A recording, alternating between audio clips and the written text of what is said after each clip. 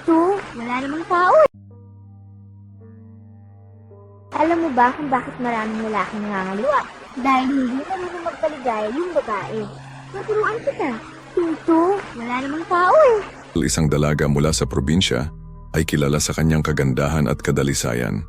Si Clara naman, na nagmula sa Maynila, ay naging malaya at naglakbay sa iba't ibang lugar matapos mamatay ang kanyang ina.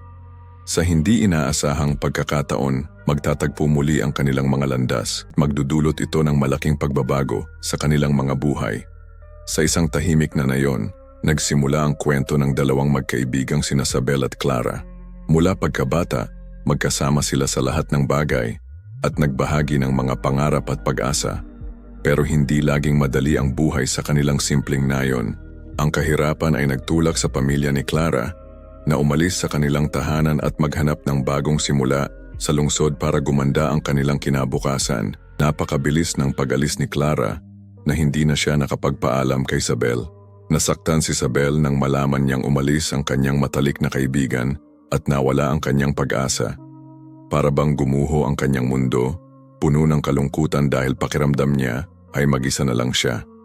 10 taon ang lumipas at bumalik si Clara sa kanilang bayan kasama ang kanyang ama, si Roman. Parehong nagbago na sila at parehong mga dalaga na. Hindi na sila ang mga batang naglalaro noon. Nang malaman ni Sabel na bumalik na si Clara, agad siyang nagmadaling pumunta sa kinaroroonan nito.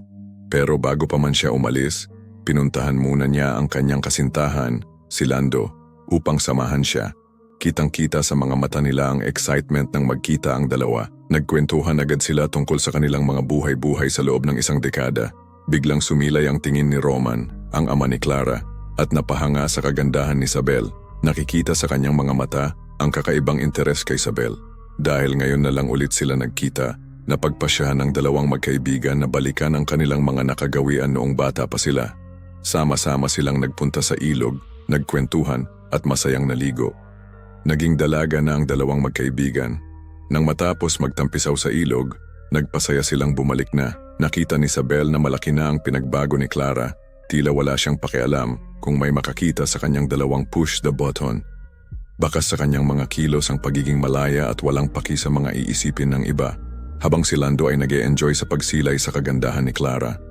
Tuwang-tuwa siya sa na nasa harapan niya ang dalawang naggagandahang dalaga. Kinabukasan, nagpunta si Sabel sa niyugan para mangolekta ng panggatong. Naabutan niya si Roman, tatay ni Clara na busy sa pagtatrabaho.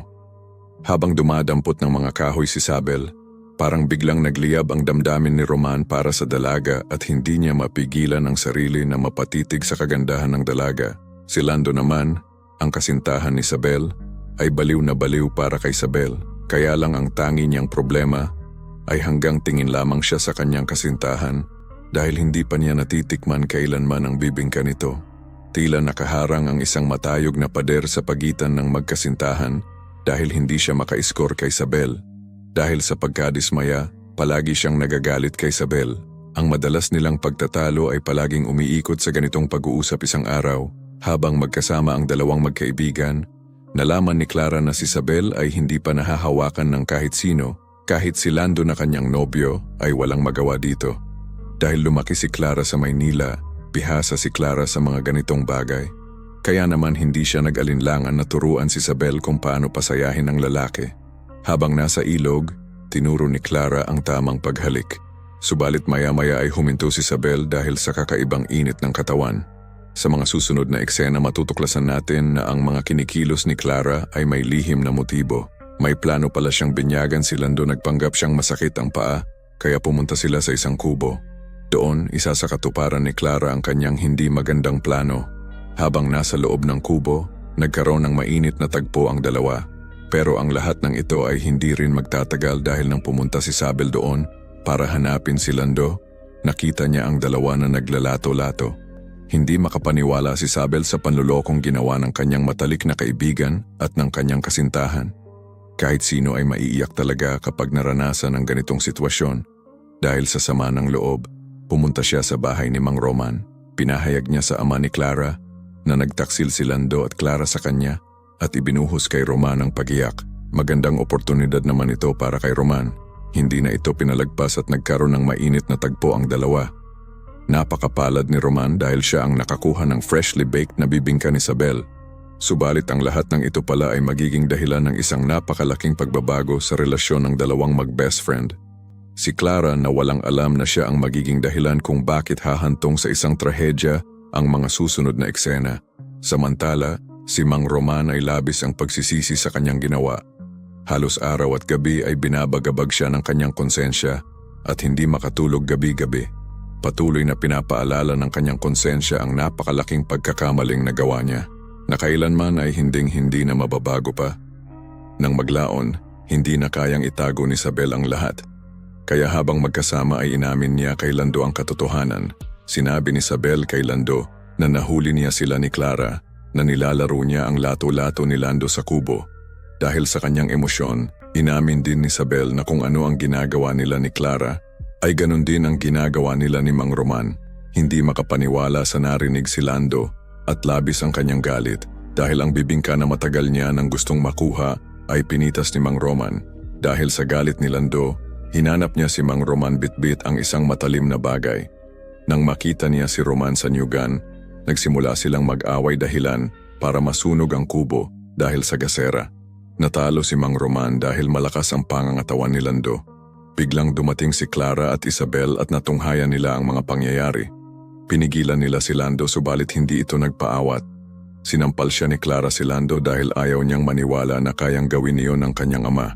Nagalit si Lando kay Clara dahil siya ang punot dulo ng lahat ng ito. Si Isabel naman ay lumapit kay Lando para pakalmahin at sinabi na siya ang may kagustuhan ng lahat ng nangyari at walang kasalanan si Mang Roman. Lalong nawala sa wisyo si Lando, kaya hindi niya namamalayan na nasasaktan niya na pala si Isabel. Si Mang Roman na ibinuhos ang lahat ng lakas niya para ipagtanggol si Isabel at nagawa niyang iligtas ang dalaga. Sa kalagitnaan ng pagtatalo ay aksidenteng bumagsak si Lando sa isang delikadong bagay na ikinapanaw nito. Sa mga huling sandali ng pelikula ay matutunghayan natin kung paano magsisisi si Mang Roman. Mababakas sa kanyang mga mata ang lahat ng mga pagkakamali at pagsisisi na kanyang nagawa. Pumasok siya sa loob ng nasusunog na kubo bilang kabayaran sa lahat ng kanyang mga maling nagawa. Si Clara na nasaksihan nito ay labis na umiyak dahil sa pagkawala ng kanyang tatay. Lumipas ang ilang linggo, makikita natin ang dalawa sa dati nilang pinagtatambayan. Nagpasya si Clara na bumalik ng Maynila para mamuhay ng mag-isa doon. At si Isabel naman ay mamumuhay ng payapa kasama ang kanyang pamilya. Kung nag-enjoy ka sa panonood, paki-like at subscribe naman para maging updated ka sa mga bagong paparating na uploads. Maraming salamat.